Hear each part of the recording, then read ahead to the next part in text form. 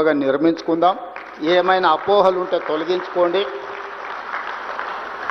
ప్రోయాక్టివ్గా react అవ్వండి, ఒక positive నరేషన్ని build చేయండి. రియల్ ఎస్టేట్ ఈజ్ ఫైనల్గా ఒకటే మాట చెప్తున్నారు, రియల్ ఎస్టేట్ సెంటిమెంట్. మీరు ఏ విధంగా ఈ సెంటిమెంట్ను డ్రైవ్ చేస్తే ఆ విధంగా ఉంటుంది. అదే ₹1,00,000 ఎకరం అంటారు, ఒక 6 నెలలు ఉరితే అదే ₹1,00,00,000 అంటారు. ఆ ₹1,00,00,000 100 కోట్లకు కూడా పోయింది. కోకాపేటలో నేను కూడా ఒకప్పుడు రియల్ ఎస్టేట్ వ్యాపారం చేసిన 8 లక్షల నుంచి 12 లక్షలకు కొనుక్కున్న భూములు ఉన్నాయి.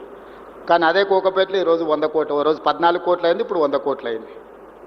భూమి అనేది ఒక సెంటిమెంట్, రియల్ ఎస్టేట్ అనేది ఒక సెంటిమెంట్. ఆ సెంటిమెంట్ను మీరు ఎంత పాజిటివ్గా ముందుకు తీసుకెళ్తే మీకు అంత ప్రయోజనం ఉంటుంది. తెలంగాణను ఒక సెంటిమెంట్ హబ్గా, తెలంగాణను ఒక డెవలప్మెంట్ హబ్గా, తెలంగాణ మీన్స్ బిజినెస్.